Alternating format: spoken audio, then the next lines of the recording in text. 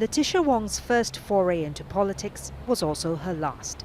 She was elected as a district councillor in Hong Kong in 2019, but resigned earlier this year. There are already no room and no space inside within the institution that we could strive for.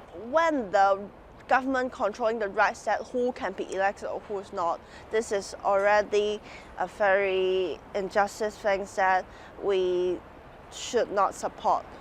A majority of the councillors stepped down after the government introduced mandatory oaths of allegiance to the city, while some have been disqualified for violating a new political vetting system. The pro-democracy camp took control of all but one of the city's 18 district councils 2 years ago in what's seen as the only fully democratic polls in the Chinese territory.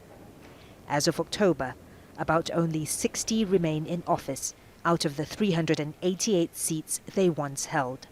In June 2020, mainland China passed a new national security law for Hong Kong that punishes, among others, what it considers subversion and collusion with foreign forces.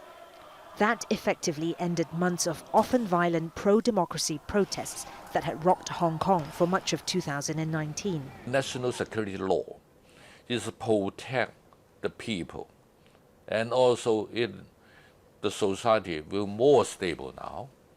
It is very important. If the society is not stable, it will affect the whole society. Since the law came into force, nearly 50 civil organizations, including one that organizes an annual vigil to commemorate the 1989 Tiananmen Square crackdown, have been disbanded. The topic is taboo in mainland China, and authorities in Hong Kong have banned the last 2 years' events, citing pandemic restrictions. At least 84 people have been prosecuted under the national security law, including former legislators, professors, and ordinary Hong Kong citizens. Human rights advocates say Hong Kong's changing political scene is having an impact on society in general. The biggest concern is the assault on critical thinking, truth, basically civil society, civil society's been obliterated. There's massive self-censorship. It's now become a surveillance society. Many have chosen to leave Hong Kong.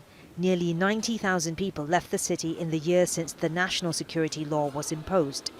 That number is likely to grow. Florence, Looi, Al Jazeera.